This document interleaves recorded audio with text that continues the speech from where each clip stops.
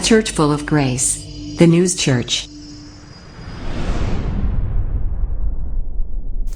할렐루야! 답이 나왔어요? 답은 어디 있다고요? 하나님께 있습니다. 답은 하나님께. 즉 모든 문제는 하나님 앞에 물어라. 이게 답이에요. 자, 오늘은 설교 전에 제가 퀴즈를 하나 낼게요. 이거 잘 들어보세요. 선물 있습니다. 아버지와 아들이 차 한 대를 타고 이렇게 막 고속도로를 갔어요. 그런데 신나게 아버지는 아들이 있으니까 아주 얌전하게, 그러나 아들은 아버지가 고속도로를 달리는 그 모습이 신나서 막 옆에서 막 흥얼흥얼 거리면서 그 노래 힙합에 막 이래가면서 그러고 갑니다. 그런데 행복이 항상 따라오지 않는다 그러잖아요. 행복이 있으면 불행도 꼭 따라온다 그러죠. 아버지가 아들이 탄 그 차가 그만 사고가 나고 말았어요. 이 사고가 아주 큰 사고가 되어 버려갖고 이제 병원에, 그 사고가 난 현장에 앰뷸런스들이 출동을 하고 막 병원에 실어 갑니다. 그런데 아빠는 이 병원, 아들은 저 병원으로 가버린 거예요. 근데 아들이 가는 그 병원에 의사가 탁 나오더니 그 아이를 탁 보는 거예요. 막 얼굴에 막 피투성이 된 아이가 들어오니까 탁 보더니 이 아이는 내 아들이라고 이러는 거예요. 의사가. 분명히 아버지와 함께 차 타고 가다 교통사고를 만나서 각각 실려간 병원이었는데, 아들이 병원에 실려갔는데 그 아들의 의사가, 아들을 담당하는 의사가 내 아들이라고 얘기를 하네요. 그랬더니 막 마음이 아파갖고 분주해지기 시작했어요. 이게 어떻게 된 일일까요? 분명히 아빠는 다른 병원에, 아들은 이 병원에 왔는데. 여러분, 왜 그럴까요? 왜 이 병원에서 만난 의사가 내 아들이라고 그랬을까요? 이유가 뭘까요?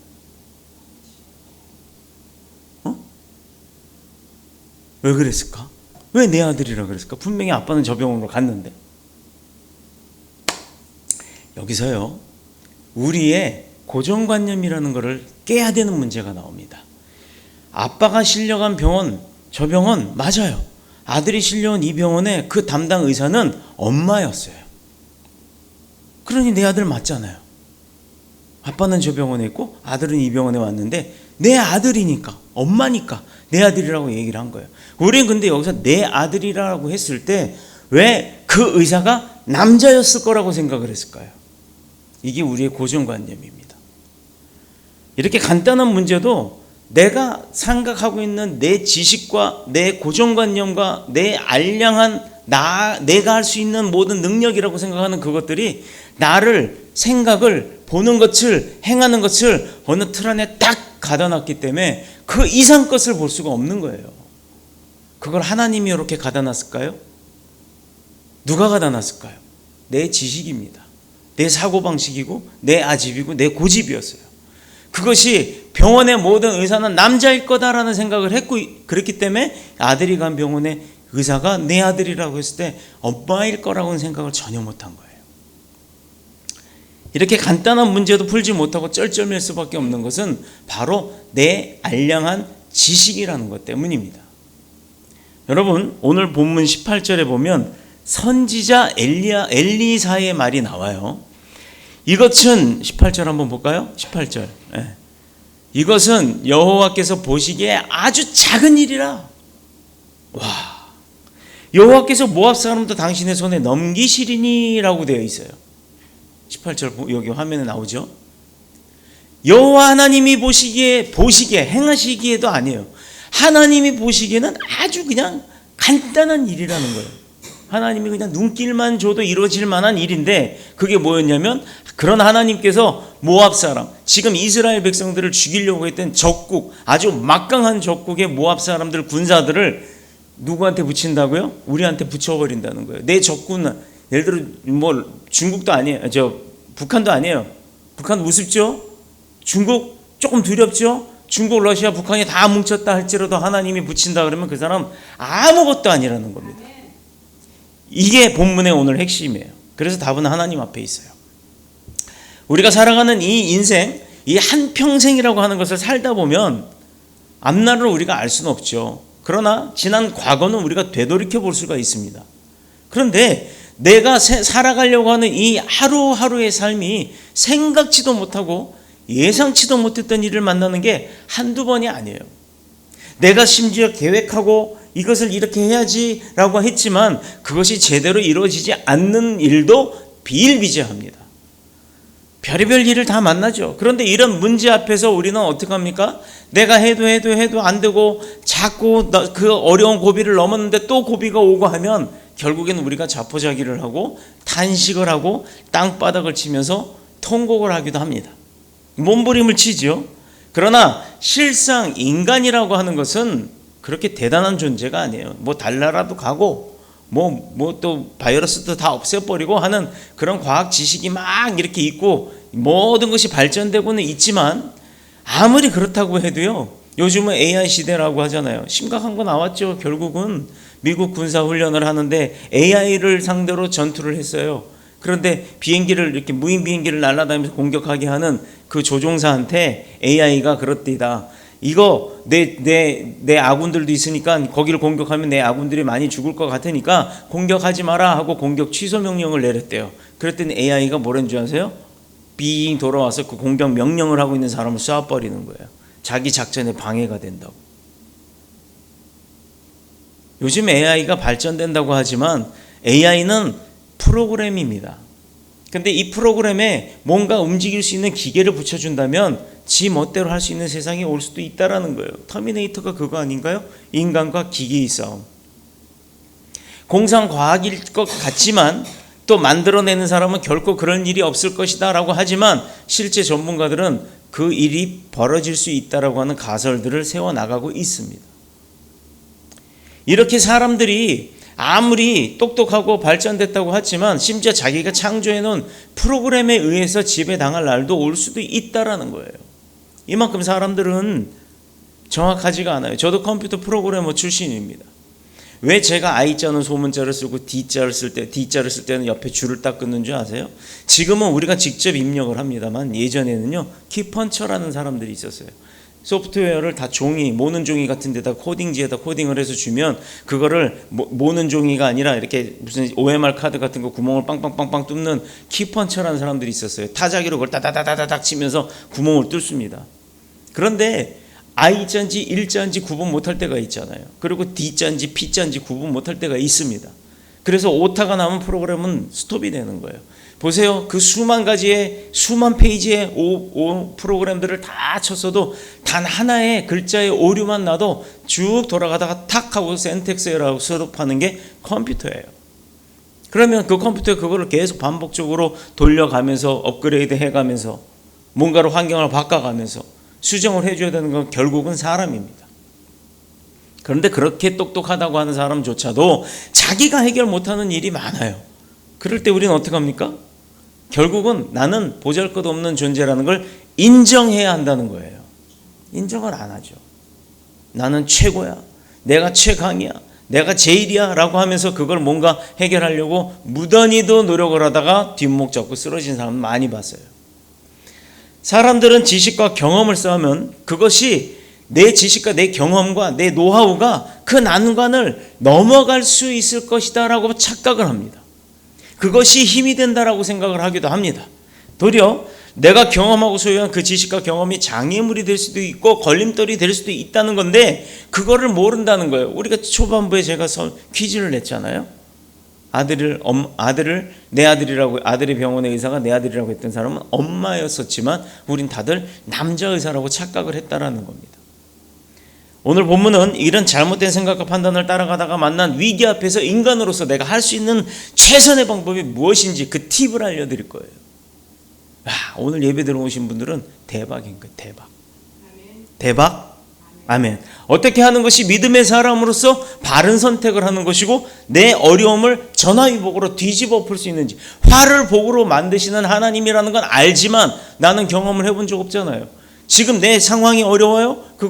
그 경험을 하셨던, 그 말씀을 하셨던 그 능력을 가지신 하나님이 내게 그거를 뒤집어 엎을 수 있는 환경을 만들 수 있는 팁을 알려드리겠다는 거예요. 열왕기하 첫 장 1장 1절의 첫 절이 뭐라고 되어 있냐면요, 아합이 죽은 후에 모압이 이스라엘을 배반하였더라 이 말이에요. 아합 왕은 이스라엘에서 아주 선군선 정치를 잘했던 사람이에요. 그 왕이 죽자 모압이라고 했던 것은 이스라엘이 다스렸던 적국이 아니라 이스라엘이 다스렸던 이웃 국가였습니다. 그런데 배반을 합니다. 와, 능력 있던 왕이 죽고 나니까 저 이스라엘 이제 내가 더 이상 말 안 들을 거야 하더니 지가 등치 크다고 덤비기 시작했어요. 그러니 이스라엘을 이 차기 왕들부터는 어떻게 했어요? 이스라엘 땅 조그맣잖아요. 그 옆에 나라들 지도 지금 보세요.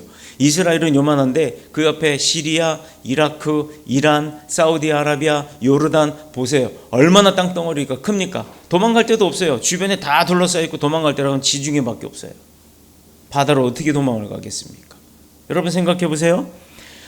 아합이 죽은 후에 모압이라고 하는 나라가 배반을 하자마자 공격을 하기 시작하는 거예요. 두렵죠. 그리고 3장 5절 오늘 본문의 5절에 와서 똑같은 구절이 또 반복이 되어 있습니다. 똑같아요. 토시 하나 틀리지 않아요. 왜 그럴까요? 왜 그렇게 반복을 했을까? 왜 성경에서 반복적으로 이야기를 했을까? 여러분 생각 한번 해보세요. 한 번만 이야기해도 알아듣는데 두 번, 세 번씩 하는 이유는 뭘까요? 겉으로 보면 아합이 죽었다는 것 자체만으로 인해서는 오므리 왕족이 쇠약해졌기 때문일 수도 있어요. 그렇죠? 그러니까 이제 막강한 힘을 가졌던 권력자가 죽고 나니까 내가 공격해 볼 만도 해라고 생각하고 이렇게 배반을 할 수도 있습니다. 그런데 우리가 형식적으로 보여지기엔 그렇지만 그 근본의 원인은 다르다라는 거예요. 어떻게 다르냐?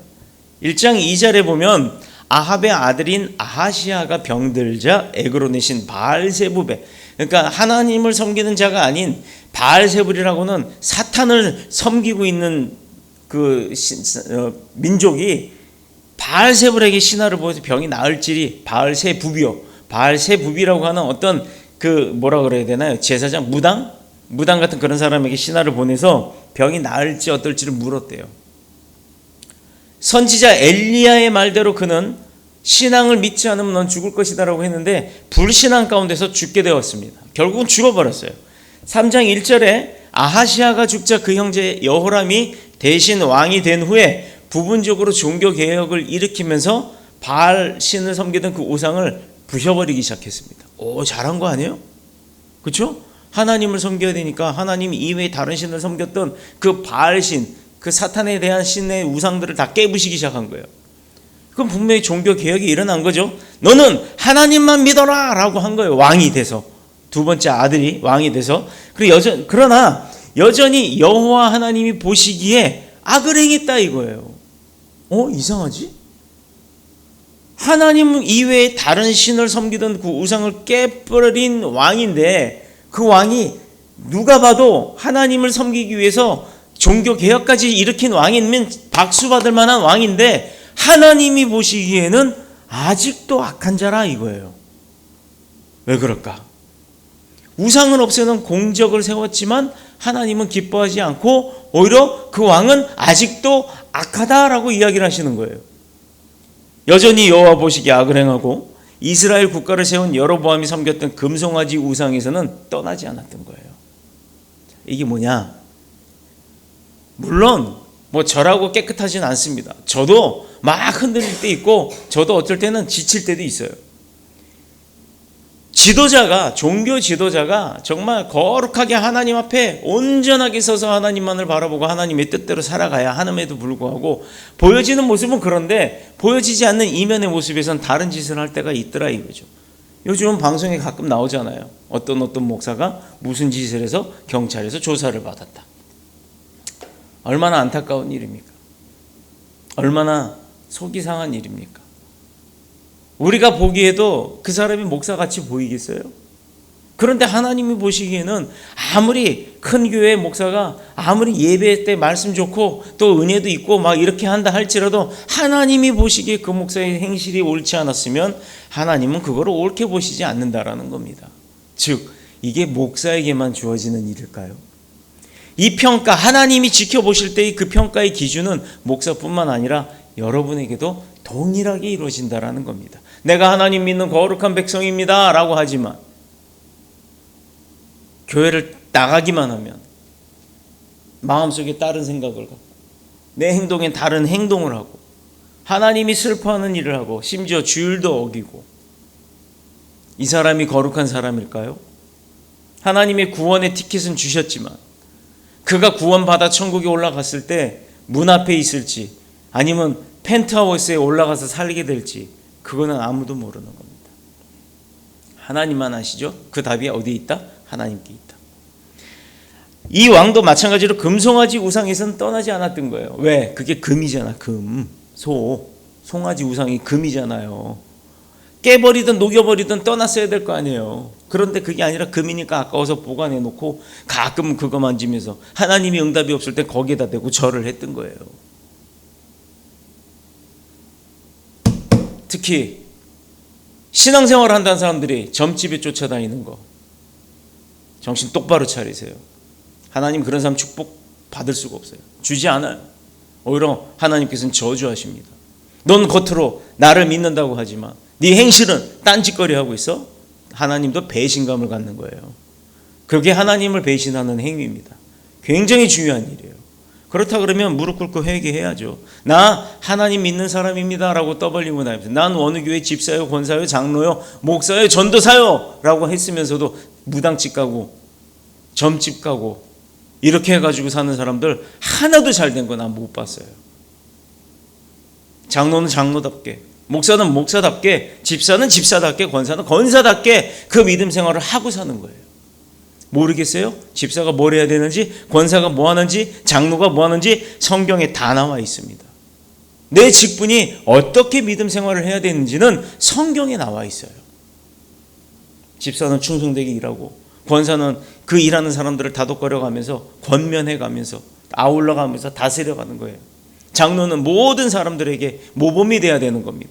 그 장로의 반열에 있는 교역자들은요, 그 모든 사람들을 아울러 사랑을 베푸고 주님의 말씀을 전하는 겁니다. 하나님 앞에서 불신앙과 범죄는요, 어딜 가도 그 대가를 치를 수밖에 없어요. 이게 하나님 뜻이에요. 하나님의 뜻. 이걸 알면 내가 죄 짓겠습니까? 하나님 싫어하는 일을 기준 삼으라고요. 내가 지금 하는 이 일이 하나님께서 기뻐하실까? 하나님께서 슬퍼하실까? 예를 들어 볼까요? 지금 열심히 돈 벌 수도 있어요. 일할 수도 있어요. 뭐 바이어를 만날 수도 있습니다. 중요합니다. 그런데 지금 예배 이 시간에 일을 하고 있다면 하나님이 기뻐하실까요? 여호람의 문제는 처음에는 우상을 제거하고 종교적 개혁을 시도했지만 여전히 죄 가운데 머물렀다는 겁니다. 그 더 이상 변화가 없었다는 게 문제예요. 그 이상 한 발 더 앞서 나가야 되는 거예요. 예배도 계속해서 점점 발전해 나가야 되는 것처럼 교회도 그렇고 사람들도 그렇고 내 삶도 그렇고 모든 것은 발전해 나가야 되는 거예요. 그런데 발전해 나가는 척하는 게 문제라는 겁니다. 다시 말해서 개혁은 형식에 불과했고 그에게는 숨은 죄가 더 많았다. 자, 그 결과가 뭘까요? 결과가 사방에서 대적들, 자기를 뭐라 그래요? 회파하려고 하는 그런 대적들이 일어나고 점점점 더 큰 어려운 문제가 이전보다도 더 많이 생겨났다는 겁니다. 이러니 결국은 뭐예요? 신앙생활을 하려면 제대로 해라. 이게 답인 거예요. 그럼 제대로 하는 건 뭐냐? 이 본문이 이 사실을 강조하기 위해서 같은 내용을 2번씩이나 반복을 합니다. 윤규나 컵 좀 하나 갖다 줘. 이것은 오늘날 우리의 신앙생활에 있어서 그대로 적용이 되는 문제예요. 신앙생활을 적당히 하면 육신은 편하고 다른 일을 많이 할 수 있을지는 모르겠어요. 그런데 계속해서 어려운 문제가 온다는 거예요. 땡큐. 이게 뭘까요? 아니 내가 신앙생활을 하면서도 왜 어려운 문제가 와요? 왜 고통이 다가옵니까? 왜 곤란함이 옵니까? 그럼 자신을 먼저 돌아보세요. 내가 하나님이 싫어하는 어떤 일을 했는지. 그건 생각 안 하고 내가 교회만 나오면 다 해결된다라고 믿습니까? 하나님을 만나야 해결이 되죠. 교회 출석해서 해결되는 문제 없어요. 교회 출석해서 말씀 시간에 꾸벅꾸벅 졸고 말씀 시간에 핸드폰 보고 이게 하나님 만나는 행위일까요? 아니면 눈 뚫어져라고 꼬집어가면서 그 말씀 한 절 한 절을 떨어뜨리지 않으려고 내가 노력하는 그 모습을 하나님이 기뻐할까요? 우리가 중요시 여겨야 되는 게 바로 이겁니다. 예배 나오는 거 중요하죠. 그런데 예배 나왔으면 하나님의 말씀을 만나야 되는 거예요. 만나지 않고 너는 떠들어라. 나는 앉았으니까. 나 오늘 내 할 일 다 했으니까. 이거 아니에요. 특히 주방에서 봉사하시는 분들, 주차장에서 봉사하시는 분들, 이분들이 그 좋아서 할까요? 그러나 교회에서 어떤 일을 맡게 되고 사회에서도 내가 어떤 일을 맡게 되면 그 일에 최선을 다하고 충성을 다해야 되는 거예요. 어떤 목적을 바라지 말아야 되는 겁니다. 그래야 인정받습니다. 하나님의 일도 마찬가지예요. 이 문제는 신앙으로 해결하는 것 이외에는 방법이 없어요. 그렇게 세상에서 다가오는 문제는요, 신앙으로 이길 수 있습니다. 왜냐? 하나님이 어떻게 행하실 건지를 내가 알려드릴 거니까. 자, 4절에 보면 모압 왕이 매년 20만에 대하는 그 양털을 조공으로 바쳤다고 그래요. 4절. 모압 왕 메사는 양을 치는 사람이래요. 새끼 양 10만 마리의 털과 순양 10만 마리의 털을 이스라엘 왕에게 바치더니. 자, 여러분 여기서 왕이 양을 치는 자라요. 이거 이상하죠? 이게 우리가 이 시대, 이때의 이스라엘 시대, 구약의 시대의 그 모습들을 좀 생각을 해야 될 필요성이 있어요. 우리가 말하는 왕이라는 거는 이때 우리나라로 말한다면 그 뭐라 그럴까요? 어느 한 부락의 그 족장, 이장, 반장 뭐 그 정도 되는 예전에 우리 동네에는 그 씨족 사회가 많았죠. 어느 지역에 가면 장씨들만 살고 어느 지역에만 가면 천씨들만 살고 하는 그런 씨족 사회들이 많았었어요. 그러다 보니 이 마을에 그 가장 나이 드신 분이 우두머리였단 말이에요. 그걸 보통 이장님이라고 표현을 하기도 합니다. 무슨 리의 장, 리장님. 그런데 이스라엘의 이 왕들의 단위도 그런 부락이었어요. 부락의 제일 그 지식적으로도 학식적으로 뛰어난 사람들, 그런 사람들이 이제 우두머리가 된 사람들, 거기서는 왕이라고 지칭을 합니다. 그러니 이스라엘이라고 했지만 이스라엘 전체를 다스리는 왕, 대한민국 조선조의 무슨 뭐 임금 누구처럼 그렇게 다스리는 그런 왕의 규모가 아니라 작은 지역마다 많은 왕들이 있었고 그 왕도 자기 직업이 있었어요. 요즘 우리나라 목사님들도요, 자기 직업 다 갖잖아요. 우리 교회도 교역자들이 사업을 하는 이유가 그겁니다. 모압 왕 메사는 양을 치는 자인데 그 양이 나오는 게 뭐가 있겠어요? 털밖에 더 있겠어요? 고긴 자기네가 먹어야 되는 거고, 그 털을 매번 이스라엘 왕에다 조공으로 바쳤어요. 나 잘 봐주세요라고. 그러니 이제 이해가 되죠.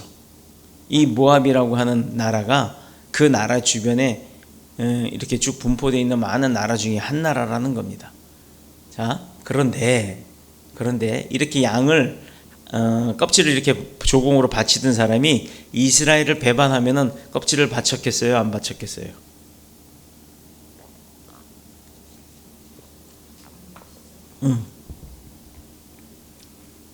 배반했는데 거기 갔다가 잘 보일 필요가 있어요? 당장 딱 보내던 거 끊어버린 거죠. 이웃나라의 배반은 이스라엘의 경제적 손실이 될 수가 있죠. 그 양껍질을 보내오던 걸 안 보내오니 들어오던 수입이 없어지는 거잖아요. 변방을 침공하고 약탈하고 백성들을 죽이고 괴롭히기 때문에 당장 국가적으로도 혼란이 오기 시작하는 겁니다. 내 나라 옆에 보면 자꾸 이렇게 수석수석 건드려 댈 거 아니에요. 국경 지역에서.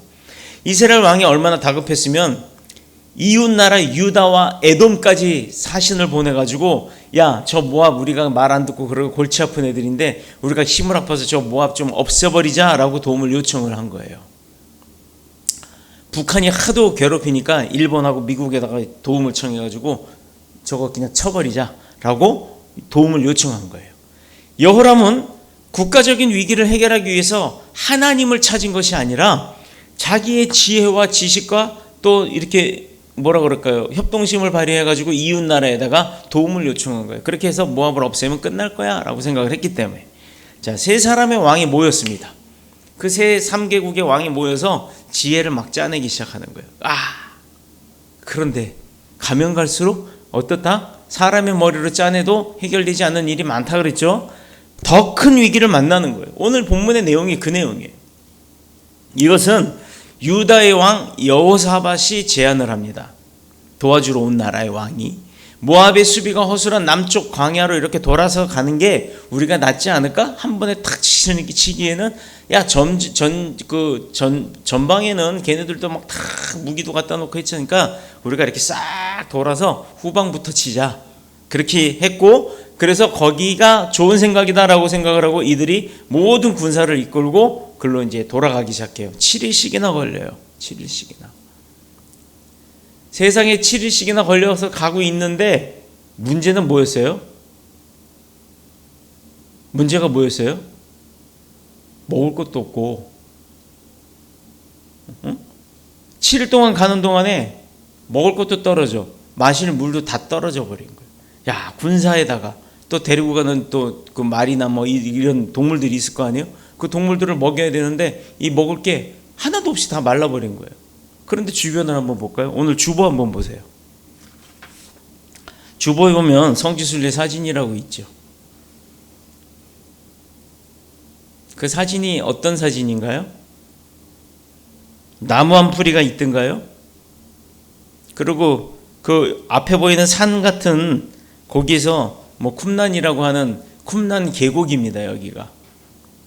그런데 이게 모압 지역은 아니에요. 모압의 옆 지역인데 우리가 모압 지역을 가지 않아서 사진이 없어서 그 비슷한 환경을 제가 사진으로 찍어온 걸 올려놓은 거예요. 여기 보시면 여러분 물 구할 데가 있을까요? 없을까요? 이렇게 넓은 땅이, 아니 이거보다도 더 넓은 에돔 광야가, 우리 안 목사님은 갔다 오셔서 아시죠? 우리가 무슨 광야를 갔다 왔어요? 그 사막 지역? 사막같이 생겼던 아라바 광야. 그 아라바 광야는 몇 시간을 차로 지나가도 풀 한 포기도 없어요. 그 옆에가 바로 에돔 광야입니다. 이 에돔 광야길로 가는데 가는 7일 동안에 아무것도 구할 수가 없었던 거예요. 그러니 얼마나 답답하겠어요. 광야 한가운데서 3개국의 군대와 짐승들이 마실 물을 구해야 된다. 이거 현실적으로 가능할까요? 불가능하죠. 이제 얘네들은 물 없으면 죽는 거예요. 이스라엘의 위기를 해결하고자 시작한 일이 이제는 3개국 자체가 멸망하게 생겼어요. 자기들 머리대로 돌아가면 될 거라고 생각했는데 돌아가는 길 과정 중에 죽게 생긴 거예요. 오죽하면 이스라엘 왕이 여호와께서 이 세 왕을 불러 모아 모압의 손에다가 우리를 오히려 넘기시려고 하나 보다라고 오늘 13절에 그렇게 나오잖아요. 엘리사가 이스라엘 왕에게 이르되 내가 당신과 무슨 상관이 있나이까? 당신의 붙인 선지자들과 당신의 못친 선지자들에게로 가소서 하니 이스라엘 왕이 그에게서 이르되 그렇지 아니하되 여호와께서 이 세 왕을 불러 모아 모압의 손에 넘기시려 하나이다 아니라. 참 탄식을 하죠. 하나님께서 우리를 모아서 그냥 저 없애야 되는 모압에다가 아예 그냥 넘겨버리시려고 하나 보다. 탄식을 하는 거예요. 하나님이 우리를 돕지 않는구나 라고 생각을 하는 거예요. 이스라엘이. 인간의 생각, 자기의 고집대로 지들끼리 작전을 짜고 했지만 작전이 틀렸잖아요. 작전 가운데 성공을 이뤄야 될 줄 알았는데 성공은 그냥 죽게 생긴 거예요. 자, 바로 이게 인간의 생각과 고집, 아집, 자기 지식으로 행하는 일들의 어려움을 겪는 상황을 이야기하는 겁니다. 자, 어떤 문제나 위기도 해결할 수 없었죠. 서로 손을 잡고 힘을 합해도 안 돼요. 남의 도움을 받아도 소용이 없습니다. 이유는 단 하나. 이들이 어떤 사람들이에요? 하나님을 믿는 사람들이었잖아요. 근데 하나님 앞에 기도했다는 얘기가 나오던가요? 없었죠. 당장 모압의 군사가 두려워서 그들을 치서 없애려고 작전을 짠 게 사람들 머리를 모아갖고 한 거였어요. 사람의 생각으로 행했습니다. 사람이 고통당하고 망한 것, 무능력하고 또 연약해서 망하는 게 아니에요. 불신앙을 통해서 사탄이 우리를 공격하기 때문에 하나님이 부어주신 축복을 빼앗겼기 때문에 망하는 겁니다. 왜 빼앗겨요? 빼앗기지 말아야죠. 우리는 이미 선택된 백성이고 하나님이 축복을 부어주시는 자들이에요. 그 받은 축복을 내가 하나님을 의지하지 않는 순간 사탄이 와서 싹 뺏어갔기 때문에 빼앗겨서 망하는 겁니다. 100억이 돈 들어오면 뭐합니까? 하나님 앞에 기도하면서 이 일을 어떻게 하는 게 좋겠습니까? 심지어 어떤 목사가 와서 도와달라고 한다 할지라도 그것이 기도에 의한 응답으로 도와줘야지 무조건 자기 감정에 자기한테 막 조아린다고 해서 그거 좋아갖고 막 퍼주다 보면 결국은 내가 가진 100억은 다 꽃감 빠지듯 빠지는 거예요. 불신앙이 그 사람을 망하게 하고 고통당하게 만든다는 거 잊지 마시길 축복합니다. 이스라엘은 모압이 배신하는 것을 해결하려고 사방의 이웃들에게 도움을 요구했지만 하나님의 계획대로 이를 내버려 두지 않았어요. 이유가 뭐죠? 예레미야서 33장 2절에 보면 이를 행하시는 여호와, 그것을 만들며 성취하시는 여호와라고 되어 있어요.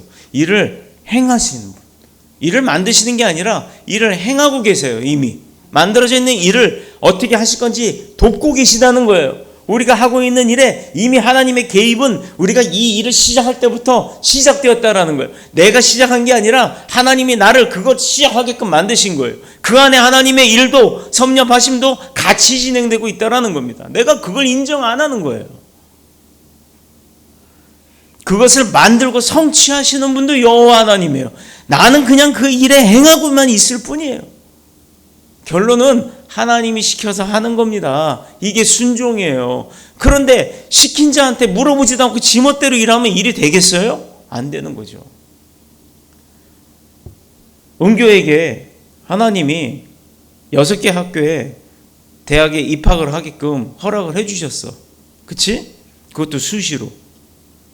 수시에 6군데를 넣었는데 6군데가 6군데 맞아? 7군데야? 6개를 넣었는데 6개가 다 붙었어. 자, 감사하지. 은교가 열심히 해서 그랬을까? 나는 알지. 은교가 매번 교회에 나와갖고 하나님 붙게 해주세요. 제발 붙게 해주세요. 맨날 망치고 온 것 같다고 막 이러면서 어떤 날은 뭐 잘 본 것 같아요. 오 대박이에요 선생님. 어저께 연습했던 게 오늘 나왔어요. 대박이에요. 이러고 눈 이만해져갖고 얘기할 때도 있었고. 그러나 이 아이는요, 시험 보고 와서도 세상에 오후 예배를 드렸어요. 예배를 섬겼어요. 그건 뭘까요? 하나님 앞에 감사함으로 나온 거잖아요. 나를 붙여주신 하나님, 나에게 시험 잘 보기 지혜 주신 하나님, 그 하나님이 인정한 거예요. 그런 아이가 지금 반주자로 섬기고 있어요. 이제 곧 군대도 갈 겁니다. 군대 가서도 멋지게 잘 하고 올 거예요. 저는요, 이 아이를 볼 때, 미안해 아이라 그래서 아이 맞아? 맞아. 너를 그렇게 인정할 줄 알아야 돼. 은교 스스로가 하나님 앞에 그렇게 열심히 준비하면서도 기도를 했어요. 시험을 보면서도 예배를 나왔어요. 나도 이쁜데, 목사님 나도 이쁜데 하나님이 보시기에 어땠을까요? 그러니 요거 봐라, 너 잘한다, 한 번 더 내가 요것도 붙여줄게, 한번 해봐. 그 마음이었을 것 같아요. 예쁜 놈, 미운 놈 떡 하나 준다가 아니라 진짜 열심히 놈한테 하나씩 더 줘보시고 싶었던 거예요. 6개 다 붙었어요. 이제는 뭐가 있어요? 선택을 해야 돼요. 어디를 갈까? 당연히 제일 좋은 학교, 우리가 알고 있는 제일 좋은 학교라고 생각을 하겠죠. 그런데 하나님은 이미 6개씩이나 시험을 보게 하실 때 이미 중대를 선정해 놓으셨던 거예요. 내가 중대를 갈까? 4년 장학금을 받고 제일 좀 아래 학교를 갈까? 막 고민을 했을 겁니다. 그런데 하나님의 마음은 계속 중대 가게끔 하시는 거예요. 순종해서 중대를 갑니다. 생활 잘했지? 재밌지? 때로는 차 타고 몇 시간을 왔다 갔다 한다는 게 그게 쉬운 일이 아니에요. 그런데도 열심히 다녀요. 이 아이를 통해서 하나님이 음악을 가르치게 한 이유가 무엇이고, 또 사실 원래 이 아이가 음악을 하겠다고 한 것도 아니었어요. 누나가 다니는 학원, 누나는 그만뒀지만 오히려 누나 구경하러 왔다가 나도 이거 할래 해갖고 지금 음악까지 전공하는 이 아이를 통해서 하나님이 어떤 일을 하실지 저는 기대가 큽니다. 요즘요, 음악 해갖고 돈 벌어먹고 산다는 거 힘들어요. 음악 해가지고 부자 된다는 사람 나 몇 명 못 봤어요. 또 세상에서 가고 무슨 신사동 호랭이니 뭐니 막 그렇게 해서 돈 버는 사람들을 많이 봤는데, 히트곡 만들어서 돈 버는 사람 봤지만 그 사람들의 말로는 어때요? 안 좋아요. 세상에서 찬양을 하면서 찬양을 작곡하면서 사는 사람들 부자이든가요? 아니에요. 그런데도 그들은 아무 문제 없이 여지껏 찬양을 하면서 삽니다. 하나님 앞에 영광 돌리면서. 그랬더니 어떻게 해요? 하나님이 그들을 세워요. 세상에서 사람들에게 인기 끌어서 돈 벌어먹던 그 작곡가들은 감방 갔다 오고 마약으로 자기 망가지고 있어요. 그런데 여전히 하나님 찬양하는 사람들은 어때요? 가난하지만, 그들만큼은 아니지만 먹고 사는데 문제없을 정도로 하나님이 계속해서 살게 하신다는 거예요. 이게 하나님의 방법이에요. 여호와께서 말씀하십니다. 너는 내게 부르짖으라. 내가 내게 응답하겠고, 내가 알지 못하는 크고 은밀한 일을 너에게 보이리라. 이게 33장 3절의 말씀이에요. 예레미야. 우리는 이 말씀을 믿는 거예요. 우리는 이 말씀을 믿고 기도하는 겁니다. 하나님 앞에 부르짖으라고 하셨죠? 내가 그래서 믿고 기도합니다. 하나님, 이게 하나님의 뜻이 맞다면 나 이 대학교 합격하게 해주세요. 하나님, 이게 하나님 뜻이 맞다면 나 이 사업 잘 진행되게 해주세요라고 부르짖어야 할 때 부르짖지 않고 나가서 돈 버는 일에만 혈안이 돼 있으면 이게 이루어지겠냐 이 말이에요. 사람이 하나님의 생각, 하나님을 떠나서는 어떤 계획과 생각을 가지고 있다 할지라도 이거 실패할 수밖에 없는 거예요. 하나님을 떠나면 뭐 한다? 그 축복권을 누가 가져간다? 사탄이 뺏어간다니까요. 그러니 실패하는 거예요. 사람이 죄악 이전에 먼저 불신앙을 심판하는 게 하나님의 뜻입니다. 그 불신앙이라는 건 내가 하나님을 안 믿어가 아니라 하나님을 믿으면서도 하나님을 원치 않는 일을 하는 게 불신앙이라고요. 이런 불신앙의 대표적인 사람이 바로 이스라엘 왕 여호람이에요. 여호와 하나님의 이름이잖아요. 여호와랑 거의 두 글자나 비슷한데 여호람은 하나님을 불신앙했어요. 그가 문제가 생겼을 때 이 문제를 해결하기 위해서 하나님 앞에 물어야 되는데 묻지도 따지지도 않고 동맹을 맺기 위해서 2개국 사람들을 불러 모아서 세 나라 사람이 작전을 짜고 가다 망해버리는 겁니다. 자, 이제 막판에 가서 죽겠으니까 하나님 앞에 고백을 해야 돼요. 뭐라고 고백을 하냐면 13절.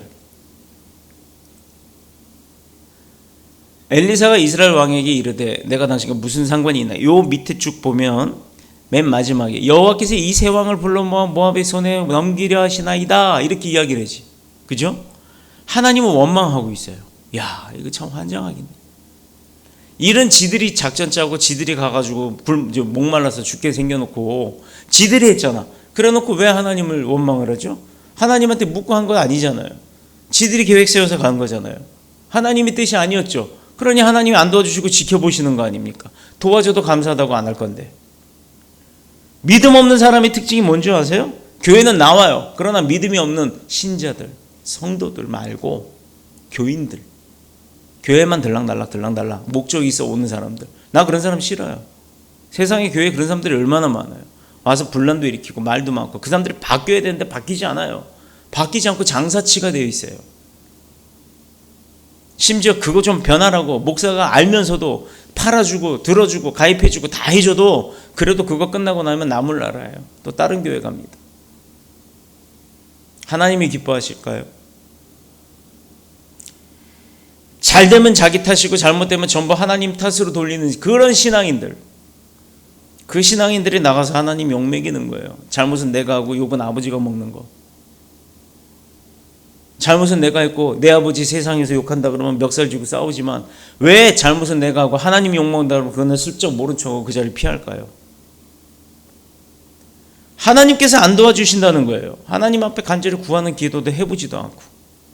그래서 잠언 19장 3절에 보면요, 사람이 미련함으로 자기 길을 굽게 하고 자기 길을 막 이렇게 굽어지게 하고 마음으로는 여호와 하나님을 원망하느니라 라고 되어 있어요. 미련해서 지가 일을 다 쳐놓고 그 탓은 안 도와주셨다 이거예요. 하나님이. 이스라엘 광야에서 배운 게 뭔지 아십니까? 바로 이것. 이스라엘 백성들이 광야 생활을 하면서요, 하나님 원망하는 것만 배웠어요. 모세에게도 그랬잖아요. 네가 우리 지금 노예 생활할 때만 해도 우리 배불리 먹고 잘 살았는데 너 우리 끌어내갖고 자유 준다고 해갖고 따라왔더니 이게 뭐냐 힘들게 하고 물도 없고 먹을 것도 없고 당장 먹을 거 내놔 하고 모세한테 떠들어댔잖아요. 그때 모세가 뭐합니까? 하나님 앞에 두 손 들고 기도합니다. 못 떨어졌어요. 만나 떨어졌어요. 근데도 조건이 있었죠. 모아두지 말고 떨어지는 거 너 먹을 만큼만 먹고 나머지는 버려라. 근데도 모아뒀죠. 다음날 어떻게 됐습니까? 내일 아침에 에휴 내일은 또 안 생길 수도 있어 나 내일 아침에 먹을 거야 하고 그 하나님의 명령을 믿지 않고 숨겨놨던 사람들이 있었죠. 그런데 어떻게 됐어요? 다음날 아침에 보니까 그 만나 어떻게 됐습니까? 물처럼 녹아 없어졌어요. 요즘도 만나 내리는 거 아세요? 이스라엘의 어느 지역에 가면 지금은 전쟁 때문에 못 갑니다. 시리아 지역에서 아침에 만나가 떨어집니다. 떨어집니다. 근데 새벽에 6시에 떨어져요. 해 뜨기 전에. 부지런한 자만 먹을 수 있다는 거예요. 그래서 대부분의 사람들이 그걸 못 본대요. 실제 있습니다. 이름도 만나예요. 꽃이에요. 꽃이 탁 피면 그 꽃이 잎을, 그 꽃송이를 다 따서 먹을 수가 있답니다. 솜처럼 생겼는데. 그런데 그게 6시 해만 딱 뜨면 싹 사그러져 버려요. 그거 먹고 살아요. 시리아 난민들이. 그래서 그게 만나라고 하는 이름을 갖고 있다고 합니다. 사막 지역에서 유일하게. 바로 이것. 다시 원론으로 돌아와서 하나님을 원망하는 것. 이게 불신앙이에요. 그래서 참신앙은 잘되고 형통한 가운데서 내가 뭐 하나님 앞에 돈으로 물질 사역해갖고 막 이렇게 할 때만, 또 교회가 커가지고 성도 몇천 명이 할렐루야 할 때만, 그럴 때만 그게 참된 신앙이라는 게 아니라는 거예요. 교회 단 한 명이 없어도 하나님 모시고 있다라는 그 믿음으로 우리가 예배 드릴 때 하나님이 살아서 역사하시는 그게 참 믿음이에요. 저는요, 교인 안 키운다 그랬잖아요. 그래서 교회 성도들이 뭐 있다 없다 막 이러는지 그건 모르겠어요. 그건 그분들의 신앙이니까. 예전에는요, 얌전하게 제가 설교를 했어요. 근데 이제 그러지 않을 겁니다. 하고 싶은 말 다 할 거예요. 마음에 찔린 사람은 뭐 찔려도 회개하는 사람은 되는 사람이고 회개치 않는 사람은 망하는 사람이에요. 그건 내 잘못 아니에요. 이 단에 세워서 주시는 하나님 말씀을 그대로 선포할 겁니다. 참신앙은 잘되고 형통한 가운데 드러나는 것이 아니라 도리어 고난 가운데서 열매를 맺을 때, 어려움 가운데서도 하나님을 찾고 승리해낼 때, 그게 바로 참신앙이에요. 욥을 보세요. 고난 속에 있을 때 그의 분위는 하나님을 원망하고, 내 남편 이게 뭐냐고 이렇게 열심히 하나님 섬겼는데 하나님 왜 이 사람을 이렇게 고난받게 하고 나까지 힘들게 합니까? 하고 도망가 버렸어요. 어떻게 됐어요? 욥의 부인이나 여호람 왕의 기억 속에 있는 하나님은 어떤 사람이에요? 원망이 대상이 되는 하나님일 뿐이에요. 능력과 나를 지키시는 분이 아니라 나를 힘들게 하신 분이 밖에 안 되는 겁니다. 그러나 믿음의 사람들이 기억하는 하나님은 그런 하나님이 아니라는 겁니다. 본문 11절 보면 믿음의 사람 유다 왕 여호사밧이 구한 게 뭐예요? 우리가 여호와께 물을 만한, 물어볼 만한, 여쭤볼 만한, 기도할 만한 여호와의 선지자가 여기 없느냐라고 해요. 그렇죠? 11절에 여호와의 선지자가 여기 없느냐. 이제 그때 가서 하나님과 친한 사람 찾는 거예요. 즉 목사를 찾는 거예요. 목사를. 믿음의 사람은 문제를 만나고 위기 가운데 있을 때 누굴 찾아요? 하나님. 근데 자기들이 하나님을 찾아야 되는데 하나님 찾지 않고 하나님과 친한 사람이 있냐 하고 이렇게 물어보는 거예요. 참 답답해도. 여호와 하나님을 찾았고 하나님의 말씀을 위탁받은 선지자, 지금으로 말하면 목사죠. 그 목사가 있냐? 기도빨 좋은 목사이냐? 용한 목사이냐? 이런 거예요. 이런 거. 이것을 하나님 앞에 의지할 수밖에 없다는 걸 알면서도 내가 하나님 앞에 구할 생각은 안 하고 지는 나자빠져 있으면서 목사한테만 목사님 기도해 주세요. 지는 엉망이면서 심지어 목사한테 기도해달란 말도 안 하고, 그러니 어려운 일이 만나고 그 어려운 일 해결하기 전에 또 어려운 일이 쏟아져 부어지고, 그거 보이지 않나요? 겪고 있으면서도 몰라. 고개를 들어서 하늘을 봐야 세상이 넓은 걸 알지. 땅만 보고 있으니. 문제 해결의 순서와 우선순위가 무엇인지 알고 있습니까? 이 여호사밧이 어떤 사람이에요? 유다 나라에 있는 산당과 신당 우상들을 없애고 선지자인 레위인들을 세워. 레위인들은 예배에 종사하는 사람들. 여기 지금 앉아있는 모든 분들이 다 레위인이에요. 레위 지파예요.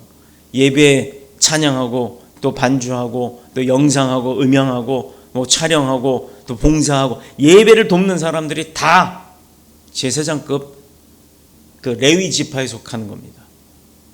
하나님의 말씀은 율법을 백성들에게 가르쳐줬고, 역대하 19장에 보면 그가 하나님 앞에서 행한 귀한 일들이 세세히 기록이 돼 있어요. 역대하 19장. 특히 역대하 19장 4절에 보면 하나님 앞에 백성들을 되돌아올 수 있도록까지 했단 말이에요. 온 나라를 다니면서 백성들을 감화시키고 있는 것을 볼 수 있습니다. 그러면 엄청나게 하나님의 일을 잘한 거잖아요. 그렇죠? 하나님이 보시기에 기억하고 그를 축복하고 은혜를 베푸신 겁니다. 왜? 하나님 일에 충성했으니까. 우리 교회 목회자들이 뉴욕 카네기홀 찬양대행진 갑니다. 그 세계에서 제일 유명한 사람들이 모이는 서는 그 무대 카네기홀에 아무나 못 서요. 돈을 아무리 갖다 줘도 나 거기 쓰게 해주세요 해도 카네기홀에서 심사해갖고 아웃이에요. 안 세워주는 곳이에요. 근데 그곳에 가서 찬양을 해요. 우리 교회 교역자들 다. 여러분, 우리가 거기 가서 뭐 그 대단한 데 가서 대단한 사람이라고 뻐개려고 하는 겁니까? 아니에요. 거기에 함께 하시는 하나님을 높이기 위해서 가는 거예요. 세계에서 최고라고 하는 그 장소에서 최고의 하나님을 높이고 싶었던 거예요. 모세가 시내산 꼭대기 올라가서 불떨기 속에 하나님의 말씀을 돌판에 새겨올 때 그 하나님을 만나려고 그 시내산 꼭대기를 올라갔던 것처럼 올라가 봤죠? 저는 발톱이 다 빠졌어요. 얼마나 힘든지. 그 시내산 정상에 올라갔을 때 하나님을 보기를 원했던 겁니다. 해가 쫙 떠오르는 그때 그 모습은 지금도 심장이 벌컥벌컥 뛰어요. 그 고생을 하고 또 내려오면서 그 신났던 힘을 가지고 내려오면서 발톱이 다 빠지는 것도 모르고 내려올 정도로. 이러한 여호사밧이 위기 가운데 제일 먼저 구한 게 뭐예요? 여호람이 하나님을 원망하고 있을 때 여호사밧은 하나님의 뜻을 구했다라는 겁니다. 위기 가운데서 하나님의 도우심을 구했던 거예요. 하나님은 우상 숭배자 여호람과 동맹을 맺는 것 기뻐하지 않으셨지만 여호사밧의 신앙과 신실함을 아시고 그와 동맹한 모든 군사들을 위기 가운데서 그냥 구해 주신 거예요. 자, 그러면 이제부터 답이 나오죠. 부자가 되려면 부자 옆에 있으면 된대요. 내가 성공하려면 성공자 옆에 있으면 되겠죠. 내 믿음이 신실하고 싶으면 믿음 신실한 사람 옆에 있으면 되는 거예요. 그 믿음 신실한 사람 옆에 있으면 나도 하나님의 줄이 되는 겁니다. L라인. 그래서 하나님의 사업장 L라인이고 J라인은 지저스 라인이에요. 한 사람은 더 생기면 S라인으로 바꿨으면 좋겠어. S라인, 몸매, 스피릿, 성령 라인. 그럼 삼위일체의 라인이 될 거 아니에요. 막강할 겁니다. 이러한 구원의 역사는 구체적으로 어떻게 일어났습니까? 선지자 엘리사를 통하여 위기에 빠진 동맹국의 군사들을 구원하도록 하죠. 16절. 그가 이르되 여호와 말씀이 이 골짜기에 개천을 많이 팔아. 여러분, 이 사진 여기 개천 팔라 그러면 개천이 파지겠어요? 여러분 생각이 어떻겠어요? 이 사막 한복판에서 이 마른 골짜기 한복판에서 이것도요 3000년 전에는 여기가 바닷속이었다는 거 아세요? 응? 아니 5000년인가? 모르겠어요. 10,000년인가? 하여튼 모르겠어요. 하여튼 예전에 여기 다 바닷속이었습니다. 생각을 해보세요. 이런 곳에 골짜기를 파래요. 하나님이 파랜대요. 여러분 팔 수 있겠어요? 사람이 눈으로 보면 답이 없어요. 답이. 포크레인을 갖다 며칠을 파도 안 나올 물이 뻔한데 비라도 한 방울 왔으면 좋겠는데 그것도 아닌데 이런 황량한 벌판에다가 땅 팔한다고 해서 팔 사람이 있겠냐 이 말입니다. 그러나 오늘 본문에는 팠다는 거예요. 엘리사가 보기에는 이스라엘 왕 여호람 꼴도 보기 싫어요. 내가 이 인간 도와줄 이유가 뭐가 있겠어요? 말 죽으라고 안 들어요. 교회 나왔다가도 장사짓만 하고 자기 물건이나 팔아먹고 예배도 안 나오는 인간들 아주 그냥 목사의 눈으로는 보기도 싫어요. 아주. 그러나 하나님이 그를 도와라 하면 목사는 돕는 거예요. 여호람도 꼴 보기 싫었을 거예요. 그래서 도와줄 마음도 없었지만 믿음의 사람 여호사밧 때문에 하나님의 구원이 그 자리에 임하는 것을 알고 있었잖아요. 그게 14절에 분명히 밝히고 있습니다. 내가 섬기는 만군의 여호와께서 살아계심을 두고 맹세하노니 내가 만일 유다의 왕 여호사밧의 얼굴을 봄이 아니었으면 내가 여호사밧을 보지 않았다면 그 앞에서 당신을 향하지도 안 하고 당신 쳐다도 안 봤을 거야 라고 엘리사가 말합니다. 내가 섬기는 만군의 여호와께서 살아계심을 두고 맹세했대요. 너와 하나님 아니었으면 여호사밧 아니었으면 너네 둘은 내가 쳐다도 안 봐. 너네 죽든 말든 내가 신경도 안 쓸 거야. 이렇게 이야기하는 거예요. 저 역시 마찬가지예요. 저에게 전화 오고 도와달라고 하는 사람들 하나님 아니었으면 나 당신들 쳐다볼 이유도 없어. 특히 목사들. 내가 당신들 도와줄 이유 없어. 그러나 하나님께서 도움을 구하면, 하나님께서 허락하시면 도와줄 수밖에 없다라는 겁니다. 믿음의 사람 여호사밧 때문에 하나님의 구원이 임하는 것이 14절에 나왔죠. 지금 사람들은요, 다 자기 잘난다고 산다고 생각하지만 그 배후에는 하나님의 거룩한 백성이라는 그 카드가 있다라는 거예요. 이 믿음의 사람들이 하나님의 중심으로 살아가는 그 삶이 있었기 때문에 불신앙인들도 하나님의 은혜로 사는 건 줄로 믿습니다. 자, 하나님 앞에 신실한 사람이 있기 때문에 그 가정 한 사람이 있어서 그 가정이 사는 거예요. 그런데 그 가정에서도 그거 하나 못 지켜내면 그 가정이 살겠냐고요. 내가 하나님 손 잡고 있다 놓으면 뭐 한다고요? 사탄이 와서 뺏어간다고요. 그 복마저도, 알량한 그 복 요만큼 받은 것도 뺏겨버리겠냐고. 그러니 하나님을 붙잡고 살아야죠. 계속해서 선지자는 하나님의 말씀을 대언하기를, 너희가 바람도 보지 못하고 비도 보지 못하고 이 골짜기에 물이 가득하여 너희가 가축과 짐승이 마시리라 하셨나이다. 이 얘기가 뭐냐면요, 물이 없는 광야 골짜기에서 어떻게 그 자연적인 변화 현상, 구름이 와서 막 물이라도 조금 쏟아지고, 그럼 그거라도 이렇게 팔면 나올 거 아니에요. 근데 그런 것도 없어요. 구름도 없고, 가서 보셔서 알죠. 구름 없었다는 거. 얼마나 더운지 몰라요. 비가 와서 땅이 흡족한 물을 공급해 줄 만한 어떠한 기상적 변화와 징조도 없이 하나님은 그들에게 감당할 수 없을 만큼의 많은 물을 허락하셨대요.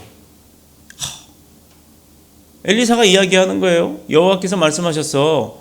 너희가 지금 바람도 못 봤지? 비도 한 방울 안 떨어졌지? 그런데 이 골짜기에 물이 가득해서 너도 먹고 너희 가축들도 다 먹고 마실 만큼 충만하게 해줄 거라고 하나님이 말씀하셨어 라고 이야기를 합니다.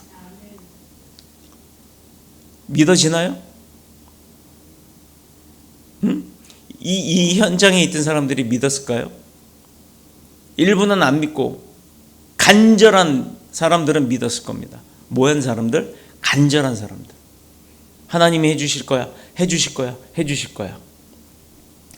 자, 그런데 엘리야가 갈멜산 산상에 올라간 그 동상이 있잖아요. 엘리야 동상. 엘리야 그 기념교회 가면 동상이 하나 있어요. 엘리야가 칼을 딱 들고 있는데 이 칼이 S자야. 왜 S자인 줄 알아요? 바알과 아세라 신자 450명과 엘리야가 갈멜산에서 전쟁을 했어요. 450대 1로 칼로 다 목을 칩니다.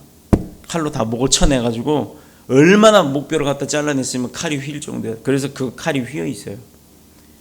다음 주에 내가 그 사진을 보여드리도록 하겠습니다. 하나님은 제일 먼저 불러 응답하신 후에 3년 만에 비를 주시는데, 처음에는 손바닥만한 구름이 지중해 쪽에서 이렇게 옵니다. 근데 이게 우리 위에 오더니 갑자기 구름이 먹구름이다가 비를 확 쏟는 거예요. 이게 열왕기상 18장 44절 45절의 내용이에요. 제가 이 지어낸 이야기가 아니에요. 저 다 성경의 이야기라는 거예요. 왕상 열왕기상 18장 44, 45절. 처음에는 손바닥만한 구름이 지중해 쪽에서 올라오더니 나중에는 구름과 바람이 일어났다 하였고, 마침내 하늘이 깜깜해지고 큰 비가 내렸다. 이게 하나님이 하시는 일이에요. 여러분, 손바닥만한 요만한 흰 구름이 와봤자 그거 오다가 다 수증기로 날아가 버리면 없어지는 거예요. 근데 그게 갑자기 먹구름이 돼서 비를 쏟았다. 본문에는요, 그런데 이런 징조조차도 아무것도 없었다는 얘기예요. 연합군이 승리하도록 대적 모압을 속이기 위한 하나님의 뜻이 그 안에도 숨어 있었다는 거예요. 하나님한테 물어보지도 않고 지들 멋대로 갔지만, 하나님은 그래도 사랑하는 내 백성이라고 그것을 지켜보고 그것을 도와주려고 하고 계셨다는 거예요. 이게 하나님입니다. 그런데 하나님 앞에 죄 짓지 말라고요. 그러나 하나님도 죄 짓는 자에게는 저주하신다고요. 내가 믿고 있다고 하지만 하나님 속이지 마세요. 사람들은 자신의 지식과 경험이 가져다 주는 상식으로 사물을 판단해요. 우리 처음에 퀴즈가 그거였어요. 그러나 우리 하나님은 우리의 모든 경험과 지식을 초월해 계시는 분이에요. 우리가 아는 것 이상으로 많은 것을 알고 계시고, 그분은 그것을 가지고 역사하시는 분이에요. 그러니까 우리가 알지 못하는 방법으로 일을 행하시는 겁니다. 이게 그 답이에요. 이걸 믿으시기에 예수님의 이름으로 축원합니다. 이스라엘 백성이 출애굽할 때 홍해를 가르게 했잖아요. 그 홍해 바다 지팡이 든다고 갈라집니까? 갈라져요? 안 갈라져요. 40년 동안 그들이 체험한 구름기둥 불기둥은 뭐고, 아침마다 내리는 만나는 뭐였고, 바위를 딱 쳤더니 그 바위가 쪼개지면서 샘이 막 쏟아나. 이건 뭘까요? 모든 것 인간의 눈으로 봤을 때는 가능치 않은 초자연적 현상입니다. 그걸 뭐라 그래요? 초자연적 현상을 일으키는 사람들을 보고 염력이 세다 그러나? 초능력이라 그러나? 그런 게 있는 사람 봤어요? 난 초능력 있다고 한 사람 하나도 못. 우리 한때 유리겔라라고 있었어요. 유리겔란지 숟가락 갖다 이렇게 비비면 모가지가 똑 분질러지는 거. 그리고 그 방송을 보는 사람 TV를 통해서 다 똑같이 할 수 있대. 자기 갖다가 숟가락 갖다 이마에 딱 붙여버려. 딱 달라붙어. 이렇게 딱 달라붙어. 그러면 자기 초능력이 그 사람한테도 가가지고 이마에 이게 딱 붙는다고 하는 거예요. 이건 비닐이니까 붙는 겁니다. 여러분 생각해봐요. 근데 그 유리겔라 뭐였어요? 다 사기였잖아요. 이미 이렇게 꺾어갖고 연석처럼 다 휘어질 만큼 휘어지고 잘라지기 직전까지 숟가락 갖고 와서 막 흔들어다가 뚝 자르는 거였어요. 18절에 보면 인간의 눈으로 볼 땐 초자연적 현상이었지만 엘리사는 분명히 증거합니다. 18절 이것은 여호와께서 보시기에 아주 작은 일이라. 와, 그 땅에 폭포와 같은 그 물이 막 생겨나게 하는 그 일도 하나님이 보시기에만 작은 일이래요. 행하시기도 아닌 보시기에 작은 일. 우리는 자신의 경험과 지식에 매달려 살지만 우리 하나님은 온 세상을 말씀으로 만드신 분이에요. 말씀으로. 되라, 해라, 생겨라, 뭐 어떻게 해라, 나눠줘라. 근데 우리에게 뭐라고 말씀하셨죠? 손으로 빚고 나서 세상의 모든 만물과 생명체들을 다스리라. 근데 우리 하나님 참 아까워. 하나만 더 주시지. 사탄도 이겨라. 그랬으면 우리가 이 고생 받고 살까요? 에덴 동산에서 아직까지 살 거예요. 그 말씀을 안 하셨더니 이놈의 하와가 꾀임에 넣여서 선악과 따먹어 버렸잖아요. 그분의 명령에 따라 바람과 파도도 잔잔해졌고, 그분의 말씀 한마디에 죽은 자도 살아나고 병든 자도 기먹은 자도 온전하게 고쳐졌습니다. 이것은 예수 그리스도의 말씀에 순종해서 복음을 전하는 제자들에게도 동일하게 일어났죠. 저들은 성전 미문에 나면서부터 안진뱅이였던 거지 일으켰잖아요. 그가 어떻게 해요? 그 다음부터는 뛰어다니면서 하나님을 높여 찬양하고 다닙니다. 베드로가 그때 뭐 했어요? 뭐라고 얘기했어요? 사도행전 13장 2절 12절 사도행전 3장 12절 이스라엘 사람들아 이 일을 왜 놀랍게 여기느냐? 우리가 개인의 권능과 경건으로 이 사람을 걷게 한 것처럼 왜 우리를 주목하느냐? 나 아니야 하나님이 하신 거야. 사도행전 3장 12절. 여러분, 내 삶이 내 겁니까? 내 인생이 내 거예요? 옛날에 미디경 씨가 노래 불렀어요. 내 인생은 나의 것. 그거 얼마나 그 노래 굉장히 인기 끌었죠. 그런데 얼마나 갑니까 그게? 한 1년이나 갔을까요? 1년도 안 갔어요. 애들이 그거 부르고 다닙니다. 부모한테. 내 인생은 나의 것. 내 인생은 나의 것. 그래, 네 인생 네 거야. 그러나 그 네 인생을 주관하는 분이 누군지를 알아야지. 이스라엘 가운데 구원으로 역사하신 하나님의 구속의 은혜를 사도행전에 베드로는 고백을 합니다. 내가 너를 고치고 내가 너를 일으키고 내가 너를 눈뜨게 했지만 그건 내가 한 게 아니니까 나를 주목하지 말고 나를 쓰시는 하나님을 주목해라 라고 고백한 거예요. 하나님의 은혜임을. 우리를 향하신 하나님의 뜻이 뭘까요? 우리의 영혼이 죄와 저주에서부터 구원받는 걸 원하시겠죠? 그런데 우리는 자꾸 왜 그 구원을 거부하고 죄 속으로 빠져들으려고만 합니까? 하나님이 기뻐할 일을 해야 할 사람들이 하나님이 기뻐하실 일은 제껴두고 하나님이 슬퍼하는 일만 골라 합니까? 그러므로 위기를 만나고 문제를 만나고 내 힘으로 감당할 수 없을 때 구원을 베푸시는 하나님을 우리가 찾아야 되는 줄로 믿습니다. 아니, 그 어려움을 당하기 전에 내가 행복할지라도 그 행복한 때도 늘 하나님을 찾으시기를 축복합니다. 그런 하나님이 저와 여러분을 지키시고, 현명한 사람은요, 내가 기쁘고 행복할 때도 하나님을 찾아서 그 행복과 기쁨이 떠나가지 않도록 해야 되는 거예요. 떠나간 다음에 후회하면서 울면서 불면서 떠나간 버스를 위해서 손들고 이별한 여자를 위해서 손들고 하지 말고 하나님 앞에 그런 일이 생기지 않도록 미리 평안한 삶을 사시는 저와 여러분이 다 될 수 있도록 오늘 18절 19절의 본문 말씀처럼 전쟁에서 그들이 승리할 것을 분명하게 말씀해 주셨잖아요. 하나님이 보시기에 작은 일이라. 19절 당신들이 모든 견고한 성읍과 모든 아름다운 성읍을 치고 모든 좋은 나무를 베고 모든 샘을 메우고 돌로 모든 좋은 밭을 헐리다 하더니 마침내 아침이 되어 소재 드릴 때 물이 에돔 쪽에서부터 흘러나와 그 땅에 가득하였더라. 댐이 터질 수도 있잖아요.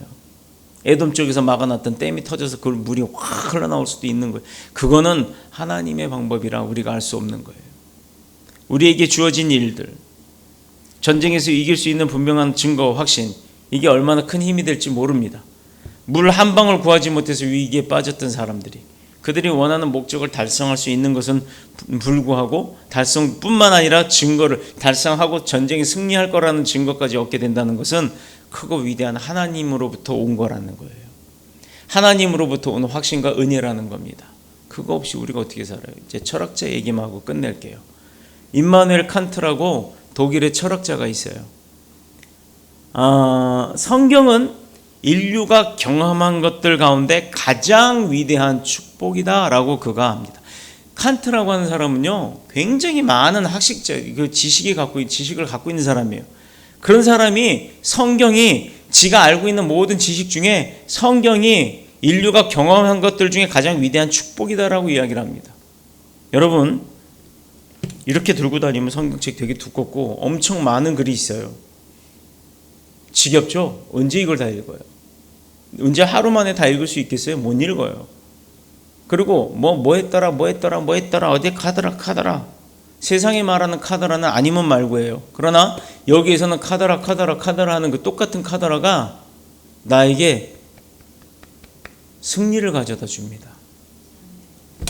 똑같은 카더라지만 세상 것은 아니면 말고예요. 성경은 모든 게 다 진실입니다. 이게 달라요. 누가 이 많은 성경에 나오는 사람들이 다 증인이잖아요. 이 사람들이 이 성경에 쓰여졌던 그 옛날 사람들이라고 생각해서 옛날 이야기, 과거의 이야기, 소설같이 느껴질지 모르겠지만 이 안을 읽어보다 보면 지금 내가 살고 있는, 내가 처해 있는 이 현실이 이 안에 다 들어있다니까요. 그럼 이 안에서 어떻게 해결을 했는지 그 답이 나오면 내가 지금 그 문제를 해결하기 위해서 똑같이 하면 되잖아요.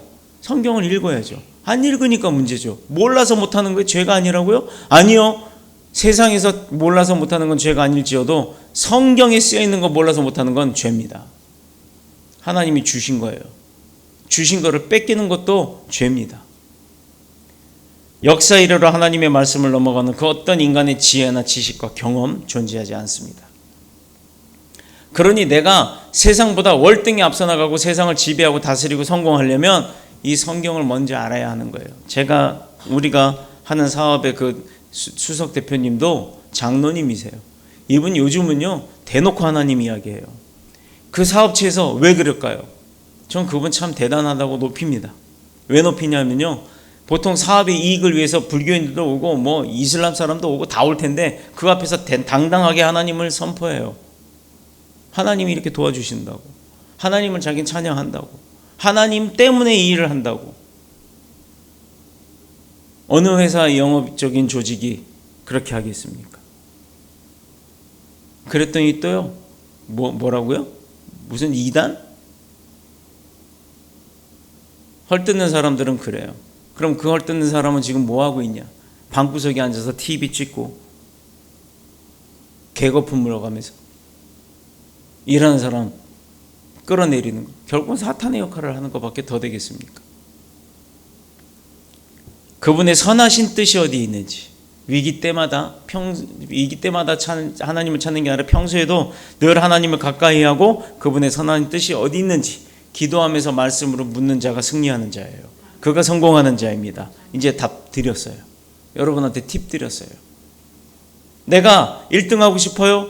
내가 성공하고 싶어요? 내가 행복하길 원해요? 내가 잘 살길 원합니까? 내 자녀가 잘 되길 원해요? 부모는 다 자녀가 잘 되길 원하죠. 그 자녀는 부모 잘 되길 원하지 않습니다. 어떤 부모는 다 자녀가 잘 되기를 원하지만 어떤 자녀들도 부모가 잘 되기를 원하지 않는다고요. 자기가 잘 되기를 원하지. 참 이상하지 않습니까? 하나님은 우리가 잘 되기를 원하는데 우리는 하나님이 잘 되기를 원하지 않는다는 거예요. 이거를 바꾸는 자가 승리자가 되는 거예요. 세상의 모든 자는 다 그렇게 살아요. 그런데 그것을 전환해서 하나님의 뜻대로 내가 하나님이 잘 되기를 위해서 내가 도구가 되기를 원하는 자녀라면 그 자녀는 성공하는 겁니다. 세상으로 적용해 볼까요? 자녀인 내가 내 부모가 더 잘 되기를 원하는 자가 된다면 그 자녀는 축복받는 거예요. 그게 하나님의 뜻이니까. 십계명에 내 부모를 공경하라.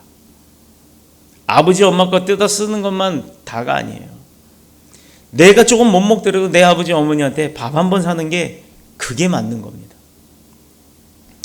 우리가 상상할 수도 없는 그런 은혜의 방법으로 하나님은 구원과 은혜를 능력을 베푸시게 되는 줄로 믿습니다. 이제 저와 예배 참여한 모든 여러분에게 하나님과 가까이 하게 하는 그 힘을 길러서 모든 일과를 주님께 의뢰하면서 사셔서 하나님께서 주시는 그 축복, 그 1등 되는 거, 성공하는 거, 잘 되는 거, 행복하는 거 사탄한테 뺏기지 않기를 예수님의 이름으로 축원합니다. 축복합니다. 기도드리겠습니다.